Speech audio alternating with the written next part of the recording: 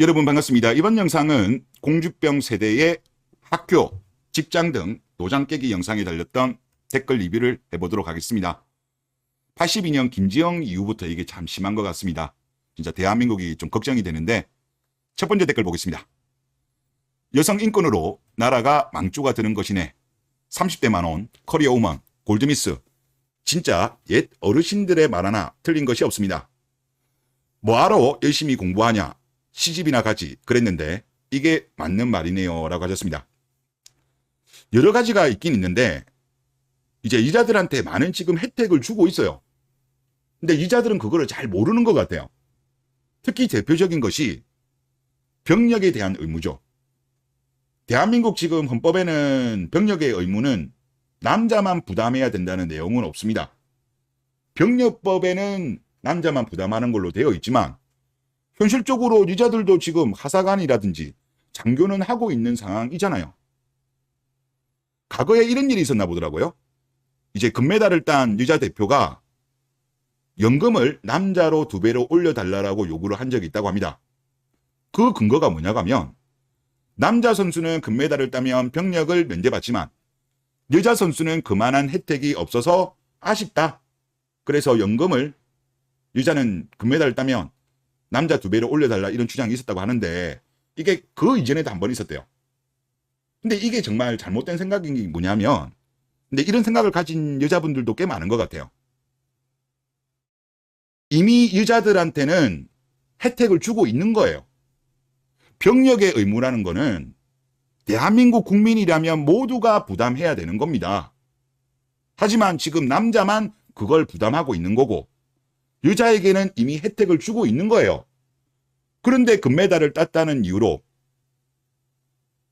연금을 2배 달라? 이게 정말 대표적으로 호의가 계속되면 권리인 줄 아는 거죠. 이미 호의를 베풀고 있는 거예요. 여자한테 군면제를 해주는 거는. 그리고 제가 어제 영상에서도 헌법재판소 판결에 대해서 한마디 했는데 제가 조금 빠진 부분이 있었습니다. 뭐였냐고 하면 지금 헌재에서 비교법적으로 보더라도 징병제가 존재하는 70개 나라 중에서 여성에게 병력 의무를 부과하는 나라가 극히 한정이 되어 있다. 이걸 근거를 들었어요. 합헌유로.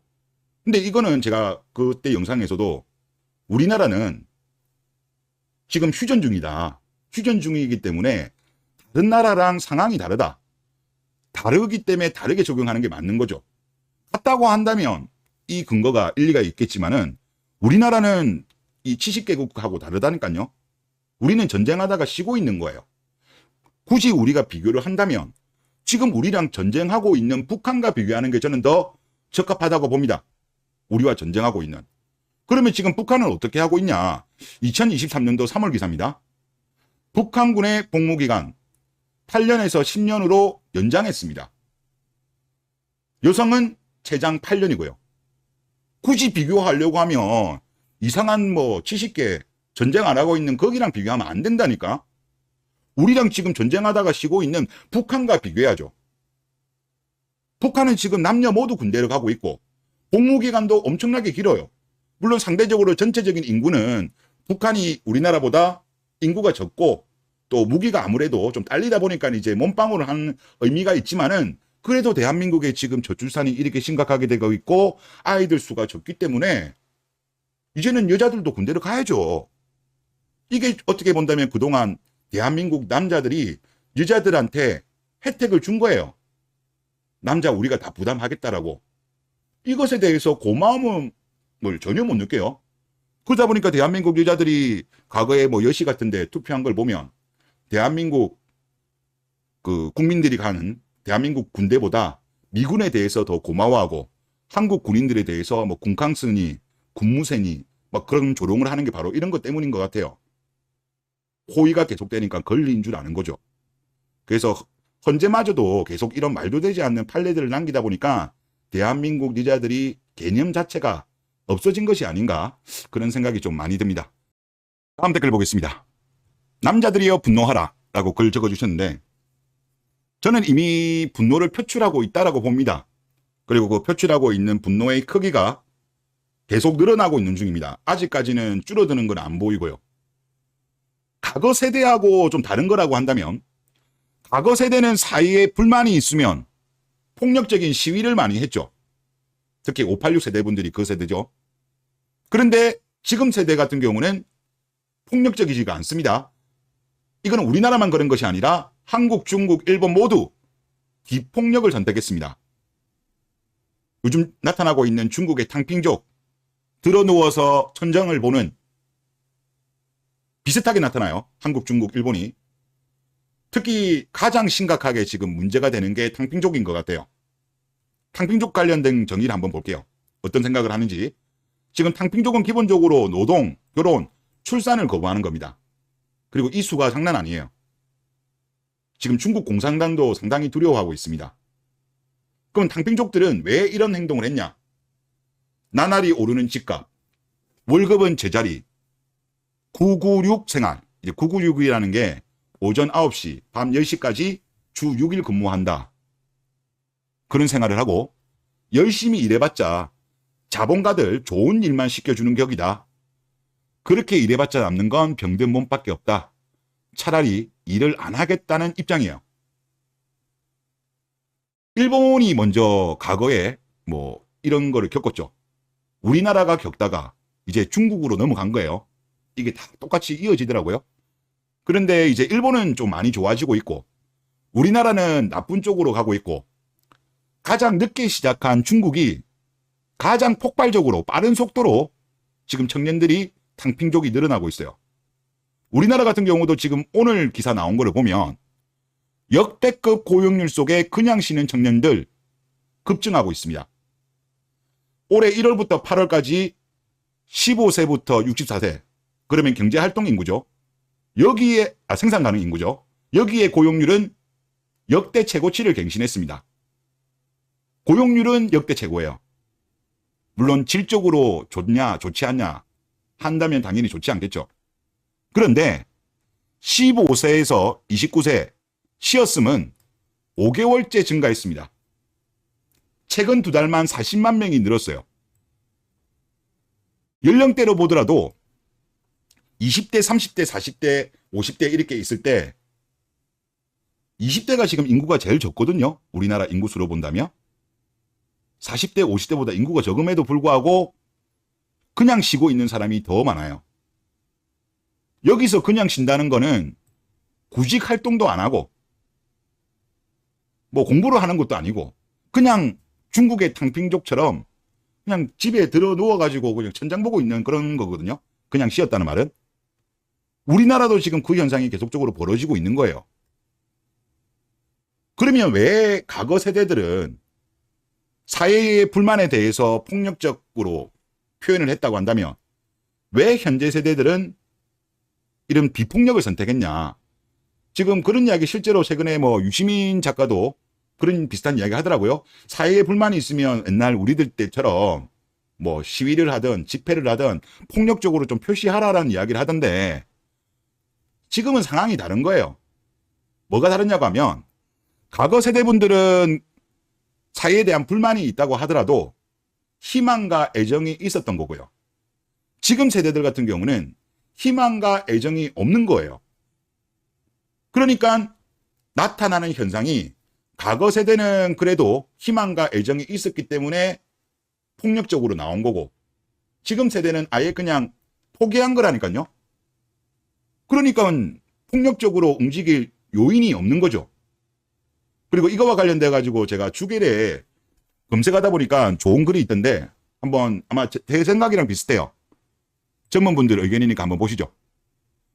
차라리 시위를 하든 폭등을 하든 지금 씹창나고 있는 국가를 살리겠다고 2030 한남들이 뛰쳐나와야 하는데 2030 한남들이 그냥 들어 누워버리네? 586 입장에서는 미쳐버릴 노릇이지. 왜냐? 이대로 있으면 아파트 가격 방어 안 된다는 걸 586들이 가장 잘 아니까 뭐 결혼도 안 해, 출산도 안 해, 일도 안 해, 자기 딸들도 안 데려가. 이제 그 이야기 하는 거죠. 이건 조금만 생각해봐도 알 수 있는 거다. 지금 같은 상황에서 시위를 하든 폭동을 하든 무언가를 한다는 건 그나마 나라에 대한 애정이 있고 미래에 대한 희망이 있다는 것이다. 그리고 2030 한남들의 그 애정과 희망을 이용해서 2030 한남들 등에 빨대를 꽂고 개꿀 빨 수 있다는 건데 2030 한남들이 나라에 대한 애정도 없고 미래에 대한 희망도 없다는 거다. 이게 무엇을 뜻하겠음? 그래, 2030 한남들이 움직일 동기부여가 없다는 거임. 알바노, 롤이나 하고 축구나 볼란다. 성별에 따른 능력 차이가 없다고 개소리를 짓던 2030 한녀들이 알아서 하겠지. 2030 한녀들 파이팅이라고 이렇게 글을 적어주셨어요. 희망이 안 보인다는 거죠. 과거 세대는 미래가 그래도 당장은 힘들어도 미래에 대한 희망이 많이 보였던 세대였거든요. 지금 세대는 그게 아니잖아요. 물론 열심히 하면 개 중에 몇 사람들은 그 어려운 가정을 겪고 성공하는 사람도 있지만 과거 세대하고 현재 세대하고 우리가 전체적인 평균을 본다면 현재 세대가 힘든 건 맞아요. 과거는 그래도 부모님 세대보다는 잘 살았죠.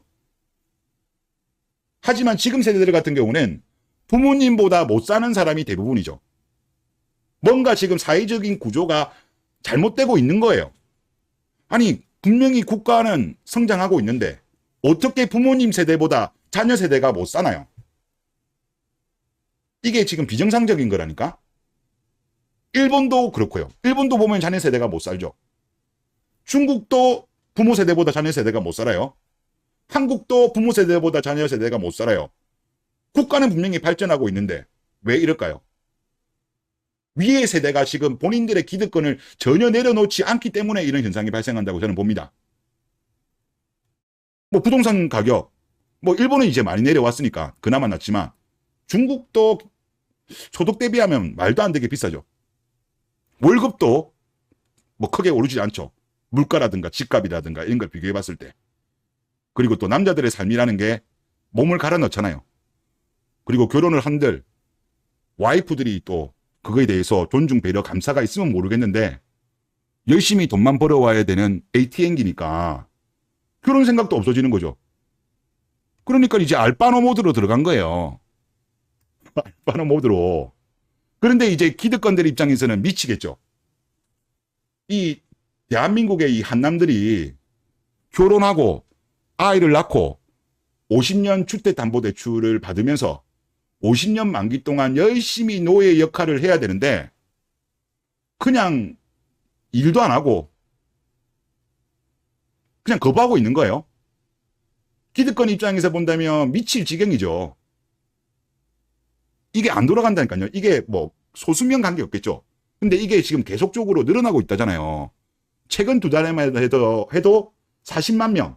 그냥 쉬었다는 청년이 40만 명이 늘어났다는 거는 심각한 거예요.